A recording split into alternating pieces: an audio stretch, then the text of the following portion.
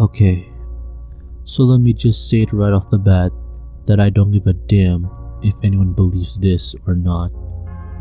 My intention with this post isn't to make anyone believe me, but simply to read my story and hear the warning I have to give, and then pray to God that those who do heed it.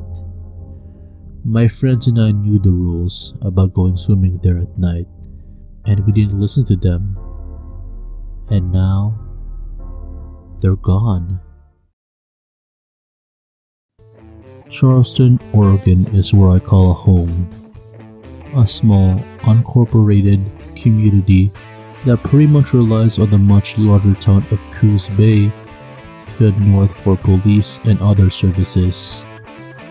The biggest draw of it are the University of Oregon's Institute for Marine Biology and its Marine Life Center, the deep sea fishing charters, and the shops and the restaurants which are seemingly frozen in the 1950s and 60s. That's what the three of us were sitting in, the Sea Basket restaurant, a week and a half ago, having lunch when one of my two friends dropped the idea on us. So, either of you got any plans for the weekend? Bobby, the oldest of our trio, asked, as he shoved a handful of fries into his mouth. I'd been in the middle of taking a bite of the fried haddock I'd ordered when he'd spoken, and I took my time chewing, serving the fish before swallowing and answering. Now for me, I've got the weekend off from working at the fish plant, and I was thinking about going up to Pony Village Cinema to catch a movie with Nikki. The new Exorcist movie is still in theaters, and Five Nights at Freddy's comes out on Friday. Bobby swung his gaze over to Justin, who took a sip of his soda before brushing the dirty blonde hair out of his eyes. After work on Friday? Nothing. Maybe just do some fishing off the pier for a bit.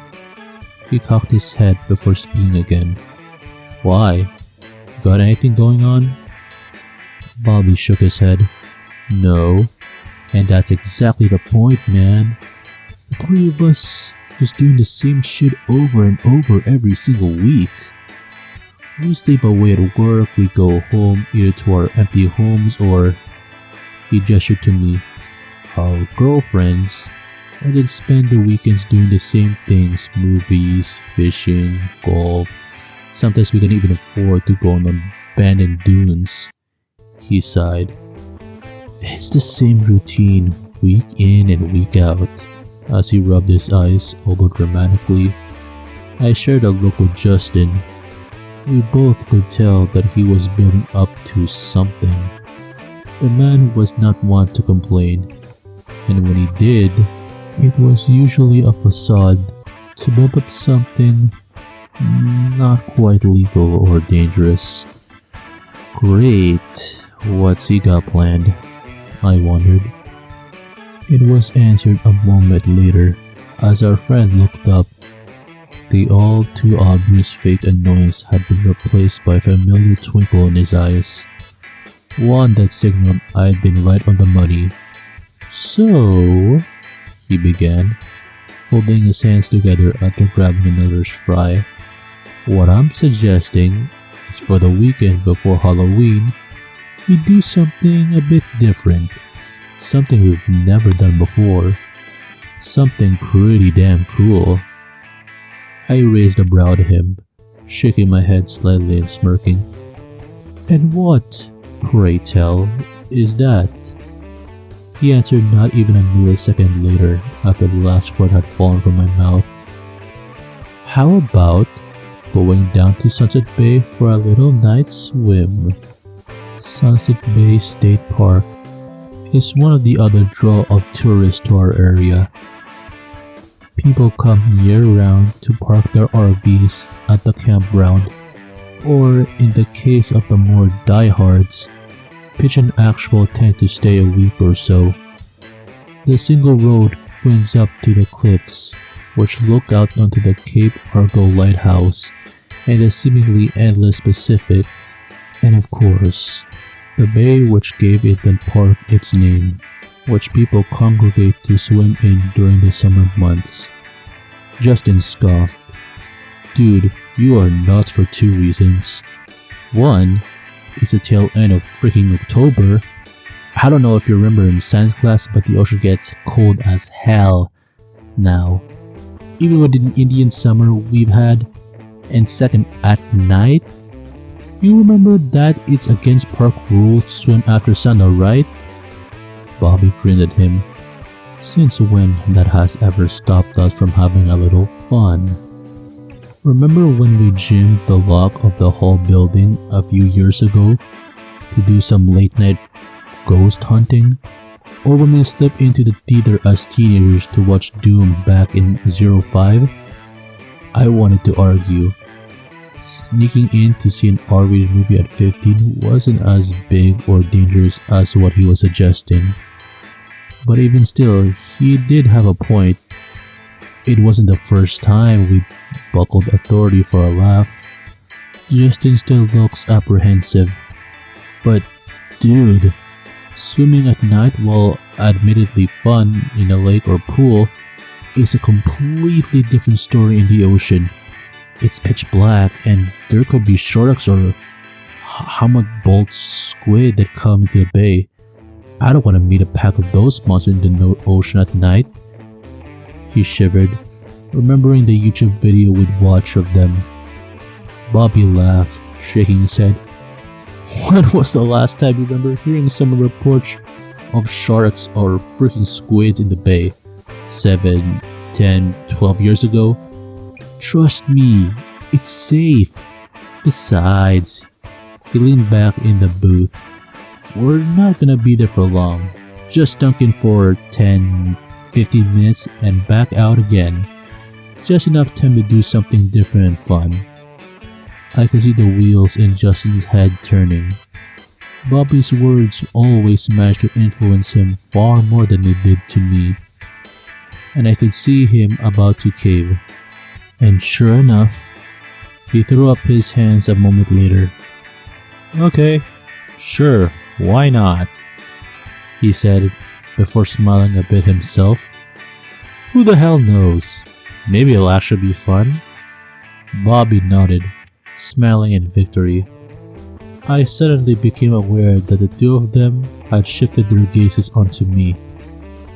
Outside, the dull toot of a fishboat horn seemed to punctuate the silence that had fallen over the table. Randy? What about you, dude? You in?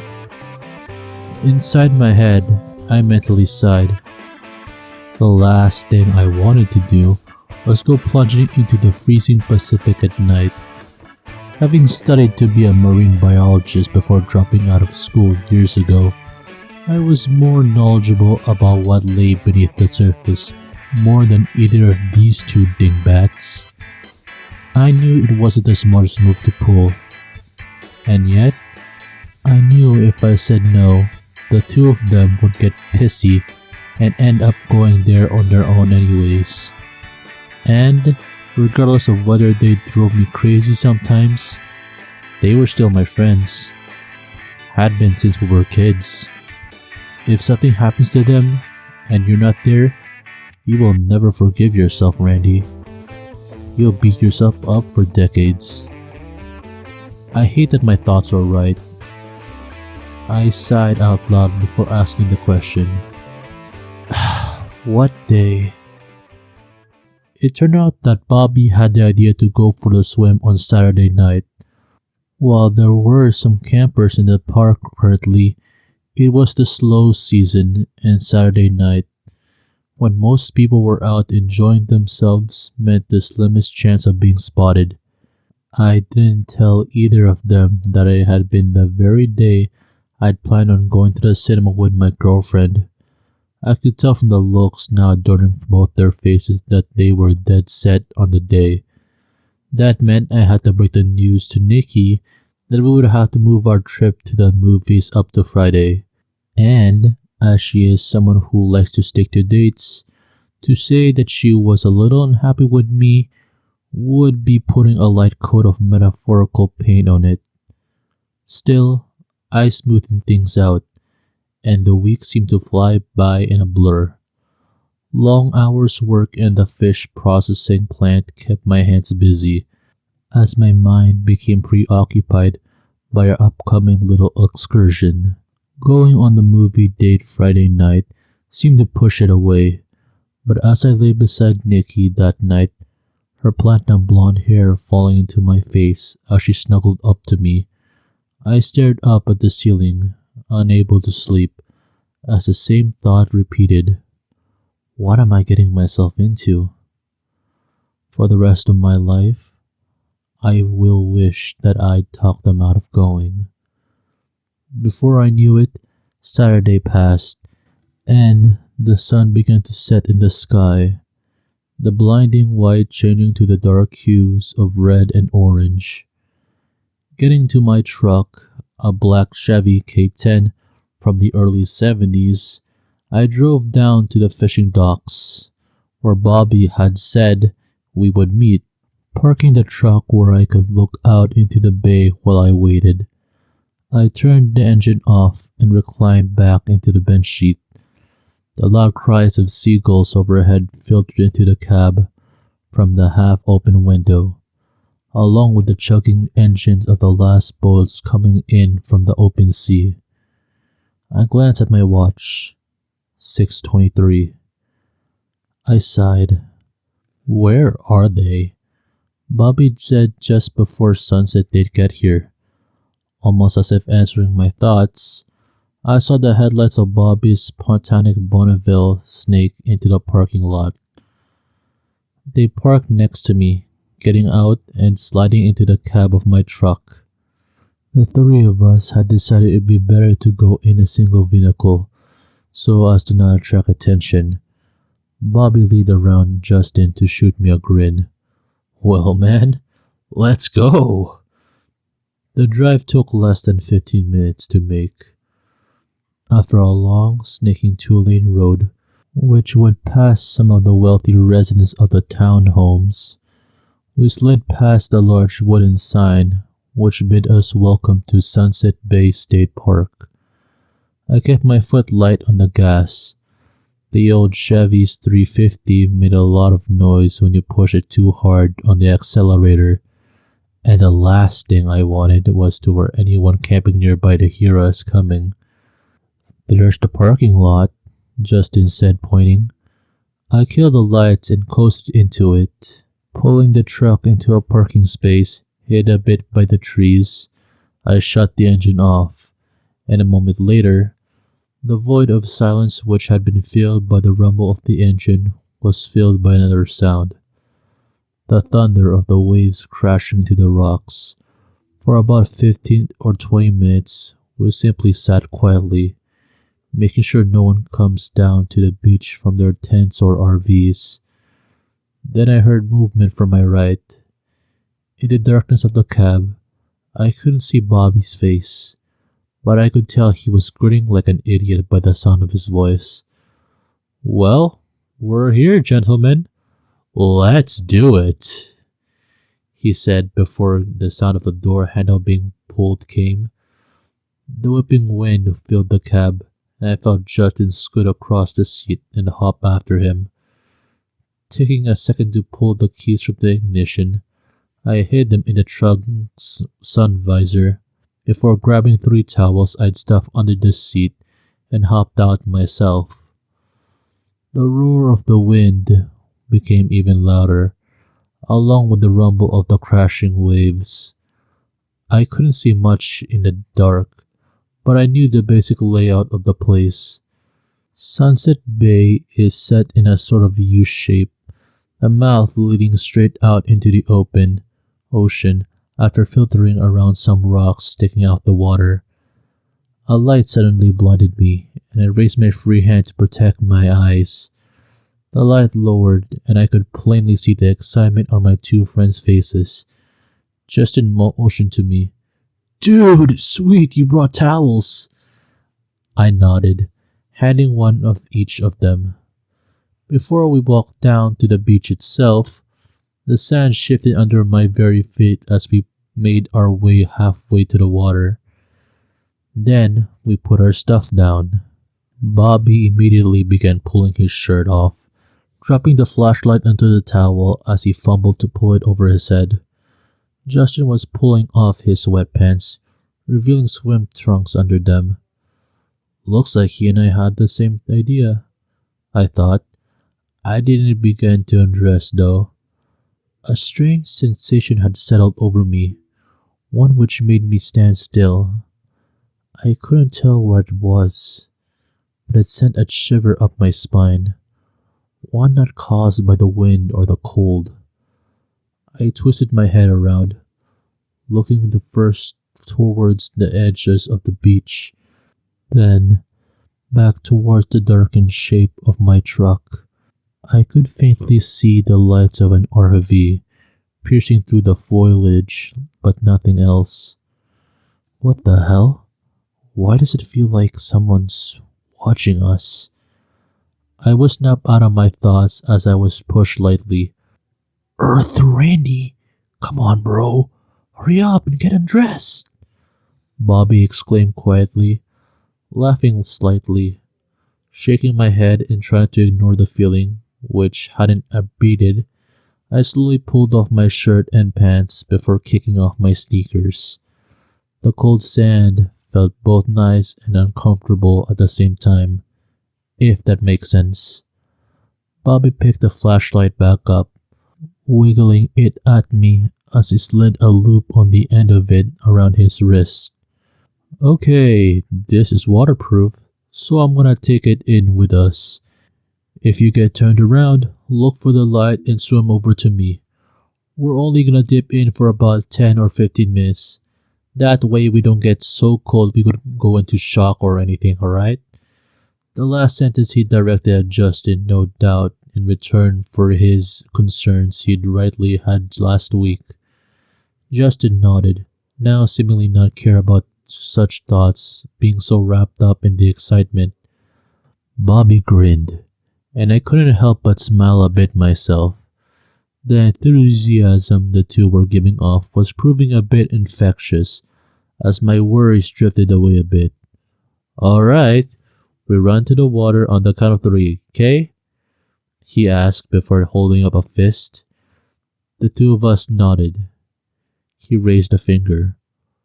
1, a second, 2, a third, 3! Last one in is a little bitch. As soon as the word had left his mouth, he turned and began sprinting across the beach, the light bouncing around in all directions. Instantly, Justin and I began sprinting after him. The sand slowed our pursuit, and I heard the splashing of the water about 10 feet in front of us. Holy shit, it's cold! I heard him yell out before a bigger splash came. Justin pulled slightly ahead of me. I was close enough I could see the lapping water against the sand. A moment later, I was splashing into it myself. I suppressed a cry.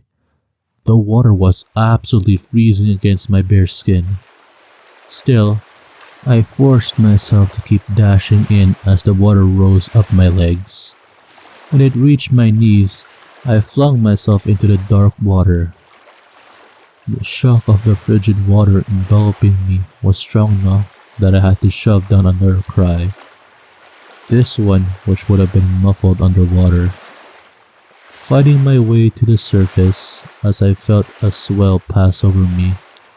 My head broke the water and I sputtered out, "Freaking hell! It's freezing!" I cried out. A few feet to my right and ahead of me, I heard Justin's voice. "That's the damn understatement of the century, dude!" The light suddenly fell over us again, coming from about 5 feet ahead. "You are both such pansies, man!" Bobby exclaimed, chuckling. Then he motioned to us. "Come on, let's get out a little further." A small wave of trepidation fell over me as I treaded the water and bobbed up and down in the swells. It was already deep enough that even at 6 feet tall, I could barely feel the bottom below my feet. But my friends were already beginning to swim away, the light turning and shining out towards the open water. Not wanting to stay alone, especially with the odd feeling still hanging around the very edge of my mind, I forced myself to begin swimming after them. I could feel my body beginning to shake slightly, a sign the cold water was already beginning to take its toll on my exposed skin. We're not staying in here in 20 minutes. Hell, not even 15. 10 minutes max. And then I'm getting these two out if I have to tow them back to the shore. I followed the light ahead of me, feeling the slight push of the incoming tide attempting to shove me back to shore. The blare of the lighthouse's foghorn sounded almost painfully loud being so close. Must be a fog bank or something moving in out there, I thought. I could hear Bobby and Justin laughing, hearing the splash of water as one of them must have smacked the water to splash the other. I couldn't help but laugh softly, as concerned as I was. In a way, it almost felt like we were kids or teenagers again, not men in their late 20s to mid 30s. Time seemed to have reversed. Maybe Bobby was right. Maybe we did need this. Finally, I caught up with them, and we finally treaded water in a loose circle. "Dude, this is actually sick as hell," Justin said, smiling as he slicked his hair back. Bobby wiped the seawater out of his eyes with one hand before sharing a high five with him. After a few minutes grinning at each other, I spoke. "So now what? We can only stay in here a bit longer before we get too cold to swim. What are we gonna do in the next few minutes?" I will forever wish that I had opened my mouth. I saw the sly smile across Bobby's face, the one that signaled he'd thought of something. "Oh crap." He turned and pointed behind him. "How about a race? First one to swim out to parallel the first of the rock fingers wins. Then we head back in?" I should have known he'd do this. The rock fingers were formations of 3 or 4 rocks that led out from the shore into the waves and beneath the surface. I let out an astonished gasp. "Dude, that's almost the mouth of the bay. Are you freaking nuts?" The sly smile grew. "What? Afraid I'll finally beat you at swimming? Afraid you're out of shape?" Instantly, I felt my cheeks flush. Bobby knew I was competitive when it came to swimming. Having been on the team in school, if I hadn't dropped out, I probably could have gotten a ride to college on a scholarship from it. "Oh, you just earned yourself a damn ass kicking from that remark, man," I said, moving to tread water next to him. "After I whoop your ass to the rock fingers and back." The smile morphed into a grin, and I heard Justin laugh beside me. "Oh shit, you've been called out, dude," Bobby motioned. "On 3 then?" I nodded. The 3 of us lined up next to each other, the swells lifting and dropping us. As I waited Bobby to count down, the feeling of being watched I'd had earlier suddenly returned in spades. The shiver that cascaded down my spine was from far more than the chill of the water, and I twisted around. The shore, now looking quite far away from us, still looked empty in the gloom, as did the cliffs to either side. I cast my eyes down into the water, but it was too dark to see anything below the surface. I shook my head. "Calm down, dude. There's nothing out there. You're just scaring yourself." I suddenly realized Bobby has been counting down as I'd been looking. "Go!" he suddenly yelled out, louder than I liked. His voice echoed off the cliffs, and he dove into the water, coming up in a breaststroke. Justin plunged after him. For half a second, I faltered, then realizing I still had to beat him for talking smack about me, I powered into the waves, all my muscle memory from being on the swim team returning to me. I came to the surface, moving into a front crawl and sliced through the water. The adrenaline seemed to warm me up slightly, and by the flash of the light ahead, I was rapidly pulling even with Bobby. That was when I felt something brush against my right leg. It was quick, only for a nanosecond, but the feeling was enough to get me to pause mid-stroke. After swimming in the ocean for my entire life, I'd had seaweed and other detritus brush against me in the water, and I knew what was the feeling against my skin was. This was nothing like that. I can't even explain. That's how alien of a feeling it had been. Attempting to resume swimming, I tried to push the unnerved emotion welling up in me anyway. A moment later, the feeling came again. This time, from the foot on my other side. This time, I stopped swimming entirely, moving to tread the water. Against my will, my heart had begun to thud in my chest, and I looked around. The water around me remained dark, the only waves aside from the swells being of my own making. What the fuck was that? Ahead of me, I heard Bobby let out a triumph cry of victory, but I kept turning, looking around in almost every conceivable direction. Mental images of sharks and other horrors swimming towards me in the dark began flooding into my mind, and I felt another shiver. This time, of fear coursed through me. "Randy, what is it?" Justin called out about 20 feet to my right. I didn't say anything for a moment. I was opening my mouth to answer, finally, when I heard my friend's loud yelp. "What the hell was that?" My heart sped up its pace, and I could hear the pumping of blood in my ears. What, man?" I called out, not caring about being quiet anymore. "Dude, something just brushed against my thigh. Something's weird and slimy and rough." The biggest shiver yet passed through me. Justin's almost 23 feet away from me. I felt that brush not even a second ago. How fast is whatever we felt? Suddenly, the laughing, sarcastic call of Bobby came from behind us. "What? Did you guys stop and let me win because a dumb seal or something brushed against you? Are you two really that much of a pussies?"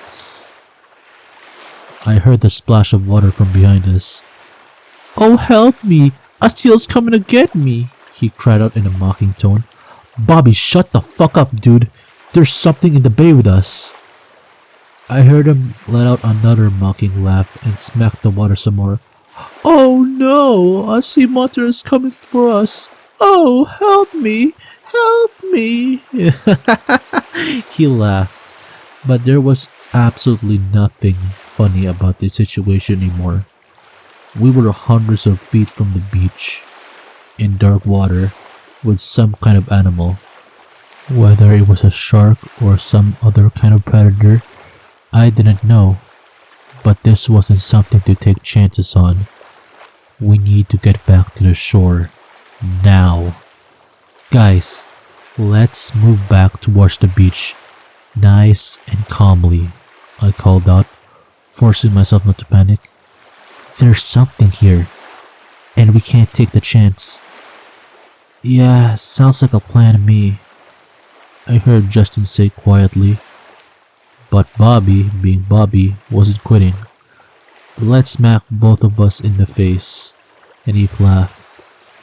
"You two are fucking pussies. I was joking before, but fucking hell." I heard him begin smacking the water hard.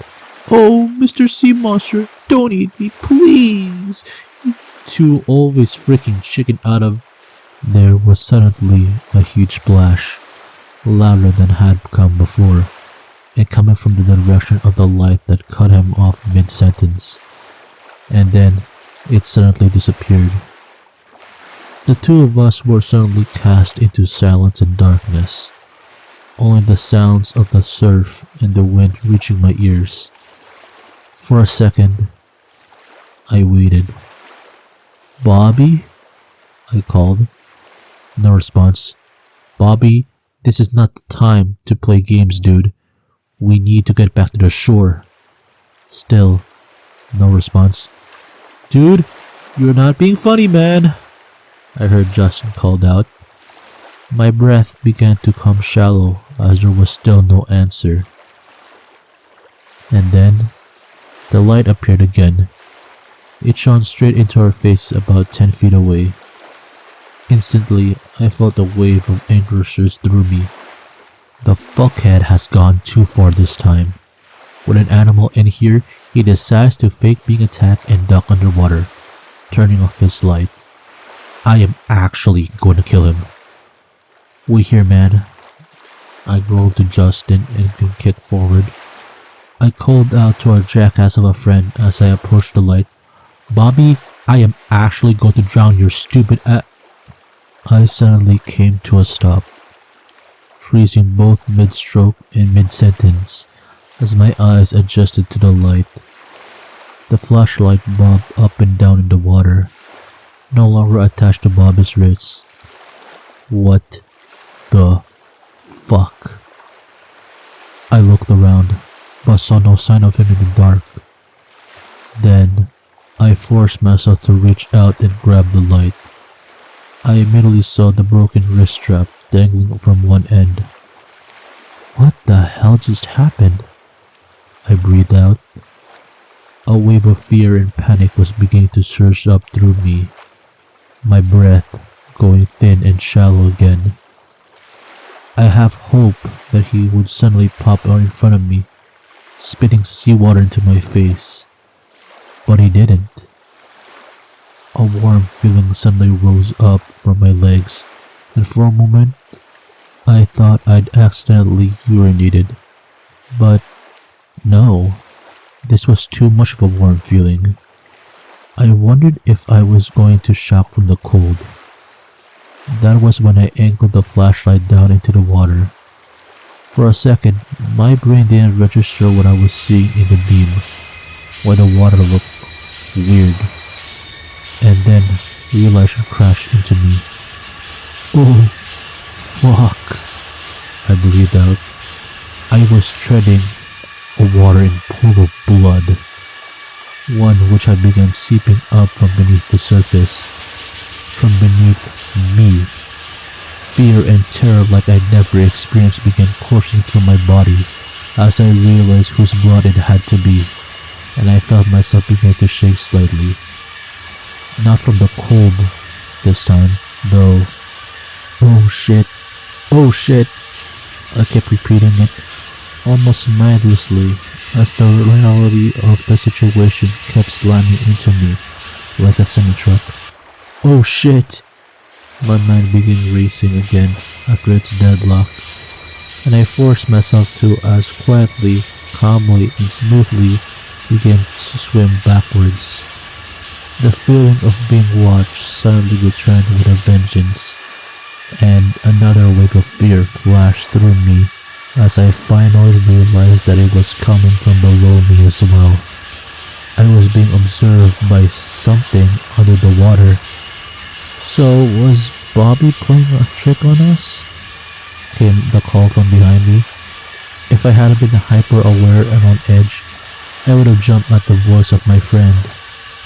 My remaining friend, Justin. I forced myself to swallow, then managed to speak, my voice coming out as hoarse and higher than I've heard it. "Justin?" For a moment, there was silence, and then he answered, the annoyed tone replaced with the same amount of fear. I felt as he heard the tone in my voice. "Yeah?" I swallowed again, still swimming slowly backwards. My eyes and the light trained on the red staining the dark water. I suddenly realized that I was giving away my position by holding onto it and released it, letting it float away and off to my left before answering. Start very slowly, swimming back to shore. Don't ask questions, and don't splash. Just move. I could tell he'd pick up on the gravity of the situation. He knew after so many years that I wouldn't joke about something like this. He simply answered with a single word, one that came out weakly. Okay. I reached him, and together we began backstroking, moving almost painfully slow to avoid splashing. But we hadn't even gone 10 feet when another splash came back the way we'd come from. I snapped my head up. My eyes widened as I saw the flashlight had disappeared again. Oh God. I kept moving, hearing my friend do the same. That's when something smacked into my back. I hardly could contain the scream welling up inside me, and even more so when the blinding glare of the flashlight popped to the surface beside me, aimed right in my face. I froze, mid-stroke again, as the realization hit me. It's toying with us, whatever this thing is, and it's not normal sea creature. It's toying with us, and it's right below us. The light swung in the swells, reflecting off Justin's face. The same look of horror plastered his face as he realized the same thing. That's when the brush came again, this time on my back. I let out a gasp at the alien feeling, now for much longer and more pronounced. Involuntarily, I turned my head and looked down into the dark water. My breath suddenly came in quick, rapid gasp as my eyes widened and locked into the view beneath me, at what gazed back up at me, from what had to be 20 feet below. An eye, a huge golden narrow eye, one which gazed coldly up at me. I whimpered in terror, unable to look away. My life suddenly began flashing in front of my eyes as the realization hit me. I'm going to die. The brush came again, and I felt something stick slightly to my back. The skin it attached to sticking. That is when an explosion of movement and sound came from my right. Justin had heard me whimper and must have turned to look into the water. I will never know if he saw what I had, but it was enough for him to start plowing into the water, frantically thrashing as he began to scream out, "Help us!" His voice echoed out into the cliff walls. "Help!" The suction on my back released, and I felt a huge surge of water came from beneath me, moving away to my left. Oh God. Oh! Justin, stop! I screamed, realizing with horror what had happened, what was about to happen. But I was already too late. I heard him begin to cry out again. "Help!" A sudden splash cut him off, and I swore I heard the start of a scream take its place. Then, silence, one which held the worst connotations to it. I began to cry as I realized that he had been yanked below the surface. I was alone. I'm honestly not even sure how I made it back to shore alive. Maybe whatever that creature was too busy. I can't bring myself to say it. Maybe it was too full. I'll never know. But the next thing I remember, I was staggering onto the beach. My body shook both from the cold and from fear. For a few moments, I simply stared back out at the water. I could almost swear I could see that horrific eye glaring at me from the depths. But it was probably my imagination. All I know is I dashed for my truck, snatching up my clothes. I'm ashamed to say I never called the cops. After all, what could I tell them? That a sea monster attacked and ate my friends? I'd be called insane, or worse. Thanks to the reputation of people on drugs around here, I'd be looked at for their deaths myself. It's not been enough time for them to be declared missing, but I know they will be soon, by their friends and family. I don't know what I'll say if they come to ask me if I know anything. Every single night since then, I've had nothing but nightmares.